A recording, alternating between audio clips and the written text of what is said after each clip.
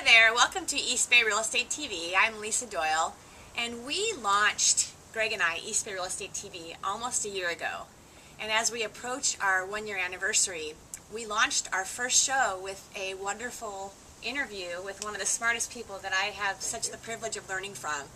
And I thought what fun it would be to have another interview with Carole Rodoni and get an update economically about where the Bay Area is headed, you know, what we see as the next couple of years. And Carole Rodoni, for those of you that didn't catch our first interview, Carole is such an intelligent woman. She has built, and I'll let you tell a little bit too, she's built and founded, numerous companies across the East Bay. I think you have a degree in economics, is that? Well, I'm an economist, yes. An economist, yes. And Carole is the CEO and founder of a company called Bamboo Consulting, where you travel all over the country talking about real estate matters and economics and how it affects us, in our day-to-day lives.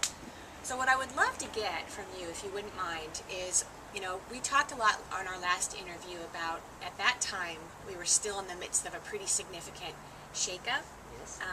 With our real estate prices, and it appears as though we've seen a stabilization in most areas. What do you see right now, and as far as, where are we in this position, and then where do you see us going? Well, let me start, Lisa, by talking a little bit about the economy, because I think the economy and real estate are so related that it's really important to do that. And I think that we have to basically say last year we were falling off the cliff. I think they just threw everything and anything at it. The government basically took over the economy. They become the guarantor. They became the lender. They became everybody that was basically supporting the economy because the private markets had basically shut down. The consumer obviously had stopped spending. And I think we were close to a depression. And I think that basically by throwing everything at it, they probably got us into a recession. We've had 2 quarters of negative growth last year. I think technically we're past this recession because I think now we're having some positive growth. I think the first half of the year was probably smoother than the second half is going to be, and the reason for that is we had the first half where we had that first quarter where we came in at about 5% GDP, so everyone thought, well, that's coming out of a recession, it's about where we should be, 5 or 6% growth, we're on all engines, life is good, and of course the second quarter has shown us that GDP has slowed down to about 2.4%. So I think we need to talk about this economy, and the Wall Street Journal called me the other day and asked me what I thought about it, and I said, well, these are the 3 things I think about it. I think we're hot to trot, I think we're stuck in the mud, and I think it's sort of boring and steady. So let me kind of explain what I mean by that. I think we have multiple economies going on, so I think that's why people are feeling so unsettled and so unsure about where they are, because when you get up in the morning, you don't know which economy you're going to get. And I think if you look at big business today, so if you're looking at the big companies, the Googles and the Apples of the world, and you're looking at Boeing and the 3Ms and the IBMs, and you're looking at some of the healthcares and the financials, they've pared down. They basically have great productivity, 5-6%. They basically have been able to build their revenues, and so they're basically back on all cylinders. When you look at the middle lane of a highway, I think it's the small businesses out there because they're still suffering. I think that they can't find loans. If they can get loans, the banks are asking for more assets. If they had the assets, they wouldn't need the loans. They can't hire. They're not sure where health care, where financial regulation is going. Taxes are going up, what that means for them, can they afford it, etc. And so I think they're sort of stuck in the mud.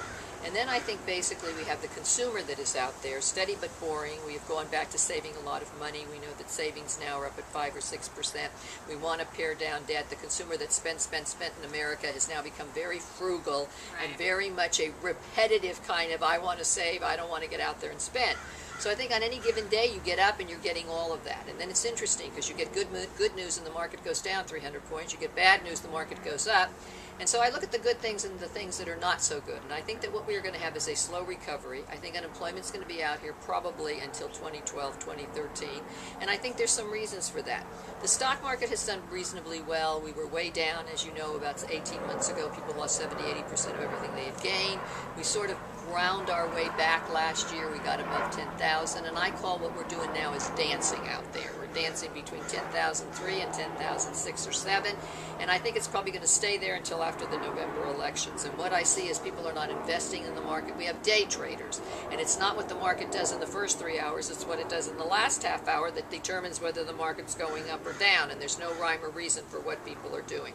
I think that when you look at interest rates, they're very low. We know the best we've had in 60 years, but people are getting very acclimatized to low interest rates. And so it's not driving the housing market the way it used to. You'd think it would. Yeah, but people are, it's the expectation now. I mean, if you say to people you got to pay 5-6% interest rates, they're all going to run from the market. And in fact, when you tell them, wow, you're getting a 4.7, which is free money, it's a gift out there, they all go like, ho hum, big deal. I expected that anyway. Yeah. So it's become acclimatizing, and people are not using that as a driver anymore because we can't. So I think they've been given a free gift. I think it's nice. It's probably going to be out there another 6 or 7 months. I think eventually Mr. Bernanke will raise interest rates, probably till next year. And then when interest rates go up for mortgages, we're going to hear all the whining about why didn't I do it. And you mean to tell me he really meant it and he really was going to raise interest rate? Yeah, he really was, and it's not going to be a gift forever.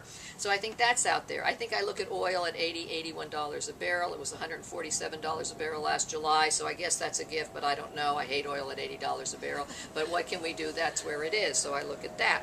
I think that there are things out there that are causing this recovery to be a little bit troublesome for people. One obviously has to be unemployment. It is not 9.7%. It is probably 16 or 17.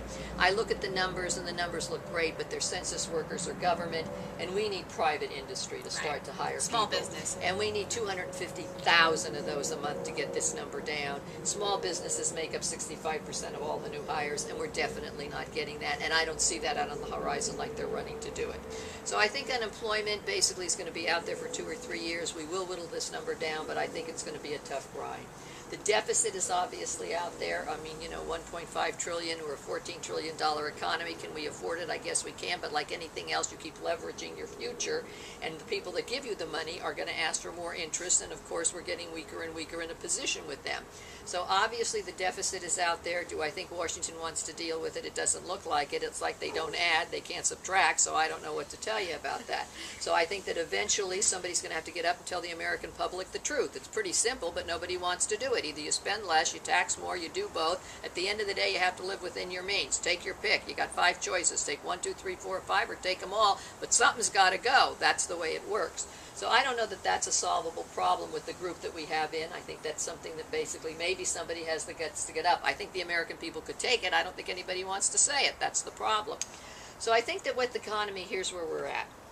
Technically out of the recession, I think it's still fragile out there. I think people are cranky. That's what I think.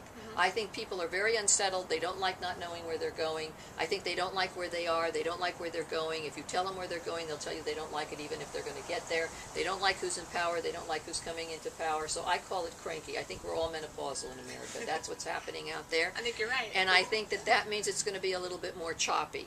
And so I think we're going to have a choppier second half. I think we will eventually get through this.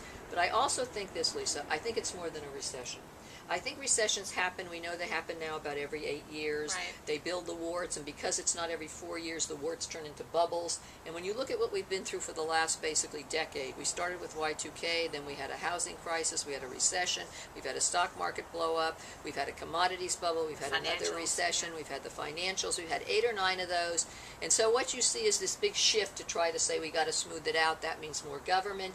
And what I see is more than a recession, because I see what's happening, and not just here, but maybe even in the global environment, is obviously this push between the haves and the have-nots, and I want this and I want that, and there's nothing in the middle, which is usually where things get agreed upon.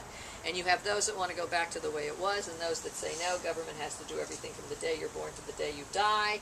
And so we have this real conflict going on. For me, that means that there's like an economic revolution to try to determine going forward, not just in a recession for the next year, but the next 10, 15 years, where we're really going to end up. And I don't know where it's going to be. It could be left, it could be right, it could be something in the middle.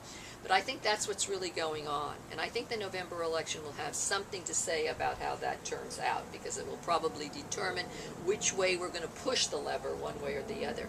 And I think we're like right now on a seesaw, up and down, and nobody knows where it's going to end. And that's why I think you see the hesitancy and somewhat of the unhappiness with people and the dissatisfaction for where they are and what place.